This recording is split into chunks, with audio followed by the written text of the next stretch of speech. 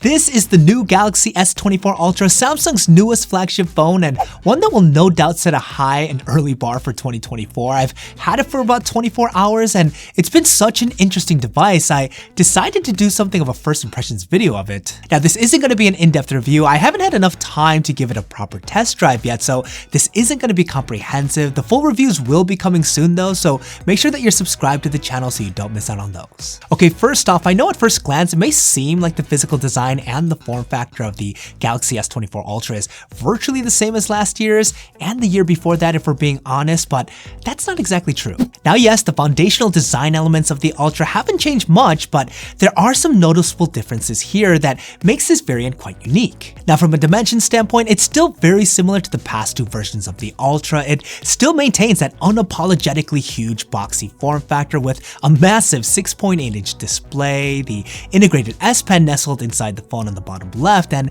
it still has the floating camera design, making for a super clean and minimal look. Now, the main difference that you can't really tell with your eyes unless you look really closely is the build material of the S24 Ultra's frame. Taking a page out of Apple's book, Samsung decided to use titanium, which I think makes this the first Galaxy ever to not use standard aluminum. Now, it may seem like it's a minor change, but titanium is a significantly stronger metal than aluminum. I mean, you'd have to bang this thing pretty hard to get a dent in it, so it's great that there's a more durable material being used here. Plus, I love that it has a matte finish on it. Again, this marks the first time where there aren't any glossy finishes on the Ultra, and I think it looks incredible, especially in this gray finish that I have here. Here's how it looks compared to my gray iPhone 15 Pro Max. It may be difficult to see on camera, but the titanium on the S24 Ultra has a slightly warmer tone to it than the iPhones, but both look and feel pretty great. Now, when you flip the phone over, again, at first glance, it may look like a very familiar design, but one of the bigger changes to the S24 Ultra is that it finally has a completely flat screen. Now, I know this could be a polarizing design choice, as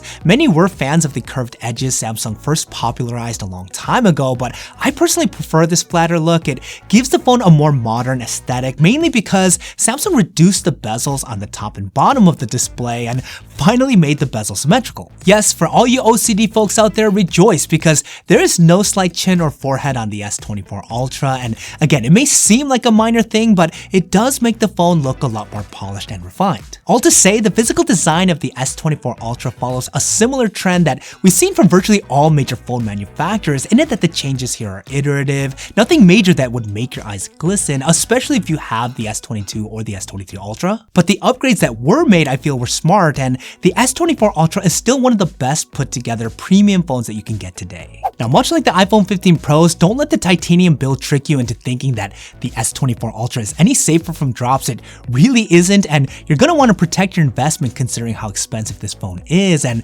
that's where channel sponsor Torras comes in to really make your phone ultra.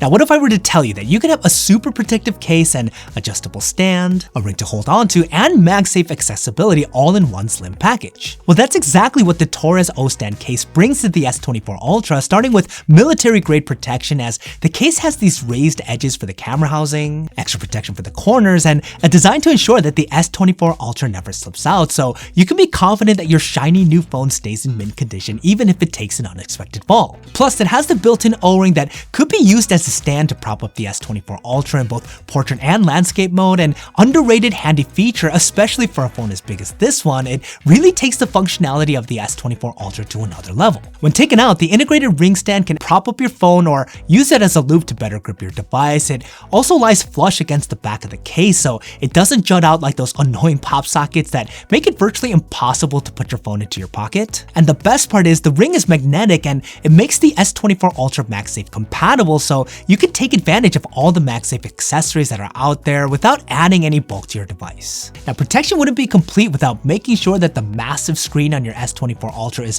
protected as well. Torras has got you covered with their super popular Diamond Shield screen protector. Not only is this one of the easiest screen protectors to install, as it has a pretty dummy-proof 3-step process. Just clean your device with the included cleaning material, use the custom frame to ensure perfect alignment, and then just pull the tab at the bottom, and in a matter of seconds, you have a perfect quick bubble-free installation, it really couldn't be easier. Plus, this is 9H hardness glass. We're talking aerospace material level protection here, and it's crystal clear. There's no color deviation whatsoever with this thing. Having the O-stand case and the Diamond Shield screen protector on my S24 Ultra gives me so much peace of mind. This feels virtually indestructible at this point. And what's great is that with all the extra baked-in functionality, it goes way beyond protecting your device. If you guys are interested in learning more about the Torras O-stand case or the Diamond Shield screen protector, links to both can be found in the description down below. Get the protection that your phone deserves. Check out Torras today. Okay, next, let's talk about performance on the S24 Ultra. Again, I'm going to be limited to what I've experienced within the first 24 hours, so I'm not going to be able to speak to everything, but let's get into some of the basics. First, let's talk about the screen, the thing that you're going to interact with the most. This is a 6.8-inch dynamic LTPO AMOLED panel that comes in at a 1440p resolution, and as to be expected, it looks spectacular. Samsung continues to really lead the pack when it comes to display technology. Everything is razor sharp, and consuming content with this phone is just so satisfying. It's hands down one of the most immersive screens on a phone today. It has a 120Hz variable refresh rate that is silky smooth. Samsung again does very well with high refresh rate panels. There's virtually no jitters or throttling ever with this phone. And man, this thing can get searingly bright, up to 2600 nits of peak brightness, so it should be no issue using the phone comfortably even in direct sunlight. The S24 Ultra also comes with Samsung's class-leading in-display fingerprint reader. It's still to me the fastest and most consistent in-display reader I've experienced, and you do have access to Face Unlock as well if that's your preferred biometric security system. And even though I still haven't developed the habit of ever using it, the S Pen performs really well. There's even better low latency than before, so there's virtually no lag and is extremely responsive. I'm always so impressed by the S Pen, but sadly always forget to use it. Now, the processor that's powering the S24 Ultra is the new Qualcomm Snapdragon 8 Gen 3, the most powerful chipset available to Android devices at this current time. And that's going to be pretty important because Samsung may have come in light with the hardware upgrades, but man, it went all in with the software, particularly around AI features. Now, I wasn't able to test all the baked-in AI features that the S24 Ultra has to offer, but I did check out the new circle to search feature. All you have to do is hold your thumb down on the bar at the bottom of the display, and then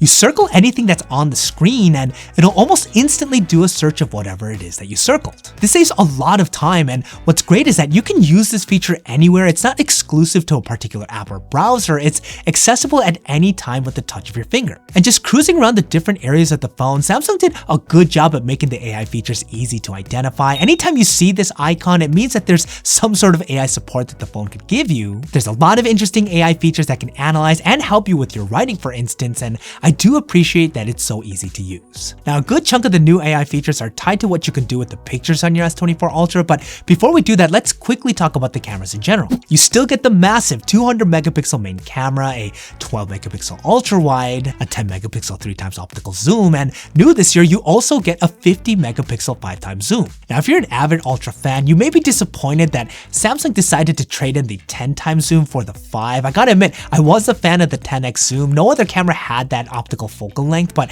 I understand why they went this way. A 5x zoom is a lot more usable for most consumers, and what's good is that it seems to have quite a robust sensor in there, which should make for some really clean shots. And generally speaking, the photos coming out of the S24 Ultra so far look great. They have that signature Galaxy look where everything comes off a bit more saturated and sharp and overall a bit more flattering. Now, where the AI kicks into gear here is what you can do with the photos in post, and there's a lot. You can erase things you don't want in the frame or resize them and even move parts of the picture around, basically creating an artificial image that looks strikingly real. Now, I'm just gonna come out and say it. I can't help but be reminded of the Google Pixel's Magic Eraser and the Magic Editor that's on its new Pixel devices. It kind of feels like Samsung copied their homework. But I gotta say, the execution seems to be better on the S24 Ultra so far, especially with the S Pen, which is quite useful for this sort of editing. And though I'm not sure how often this type of feature will be used, it's interesting to see how Samsung is going down this direction. Now, the last thing that I have to touch on with the Galaxy S24 Ultra is the price. The base model of this phone starts out at a pretty crazy $1,299, making this one of the most expensive non-folding smartphones in the market today. And look, 24 hours later, it looks really promising. I'm not gonna lie, I'm really excited to pressure test this thing and really give it a spin, but man, flagship phones are getting really expensive these days, and this is really gonna have to do quite a lot to justify that price. But to be fair, I kinda said the same thing about the Galaxy S23 Ultra when I first got that phone in my hand, and I thought that was one of the best overall phones of last year, so let me know what you guys think. Do you think think that the S24 Ultra is a worthy and strong update? Or do you think it's a disappointment? Curious to get your thoughts. Let me know what you guys are thinking in the comments down below. And make sure to keep an eye out for the full review on this and the regular S24 and the S24 Plus coming out real soon. Hit that subscribe button if you haven't already. You're not going to want to miss out on those. And in case you guys missed my reviews on the iPhone 15s, check them out here. They're going to help you be as informed as possible.